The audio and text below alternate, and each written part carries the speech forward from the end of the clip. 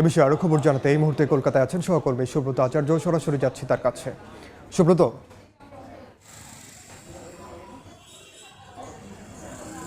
দেখুন, এই ভারতের পররাষ্ট্র সচিবের ঢাকার গুরুত্বপূর্ণ বৈঠকের পর দিল্লিতে স্বাভাবিকভাবেই এটির পররাষ্ট্রনীতি যে বিদেশে কোনো পররাষ্ট্র সচিব কিংবা মন্ত্রী বিদেশ সফর করে আসার পর সেই বিদেশ সফর নিয়ে সংসদীয় কমিটির মুখোমুখি হওয়া।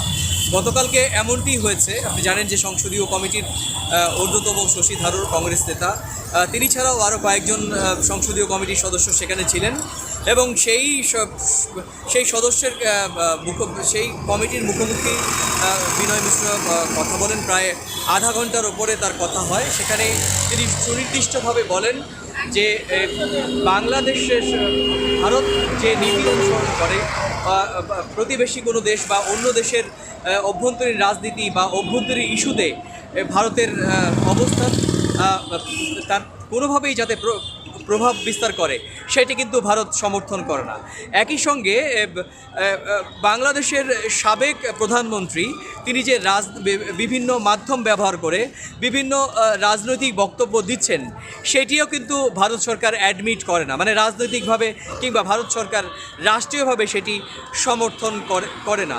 অর্থাৎ এবং শুধু তাই নয়, ভারতীয় গণমাধ্যম দাবি করছে বিনয় মিশ্র অত্যন্ত তাৎপর্যপূর্ণভাবে বাংলাদেশের সাধারণ মানুষের সঙ্গে সম্পর্ক কোনো বিশেষ রাজনৈতিক দল বা রাষ্ট্রের সঙ্গে নয়, সাধারণ জনগণের সঙ্গে সম্পর্ক থাকবে এমনটাই কিন্তু ভারত সরকারের পক্ষ থেকে মনে করা হয় এবং সেটাই তাদের পররাষ্ট্র নীতি। এই কয়েকটি বিষয় নিয়ে কিন্তু আজকের ভারতের একটি প্রভাবশালী গণমাধ্যম খবর প্রকাশ করে এবং তারপরে কিন্তু ভারতের পররাষ্ট্র নীতি বাংলাদেশের ক্ষেত্রে যে ধারাবাহিকভাবে চলে আসছিল সেই নীতির কিন্তু বদল হবে বলে কিন্তু অনেকে মনে করছেন। অর্থাৎ বিনয় মিশ্র পররাষ্ট্র সচিব তার যে ব্রিফিং সংসদীয় কমিটির কাছে, সেই ব্রিফিং গণমাধ্যমে প্রকাশ হওয়ার পর কিন্তু এই বিষয়টি এখন ভারতের সার্বিকভাবে আলোচনার বিষয়বস্তু হয়ে দাঁড়িয়েছে। তো এই ছিল আমার কাছে বিনয় মিশ্র ভারতে আসার পর সংসদীয় কমিটির মুখোমুখি হয়ে যে সমস্ত বক্তব্য দিয়েছেন সে সমস্ত বক্তব্য নিয়ে গণমাধ্যমে প্রকাশিত খবর নিয়ে আমার কাছে থাকা সবশেষ তথ্য। সরাসরি যুক্ত ছিলাম কলকাতায়।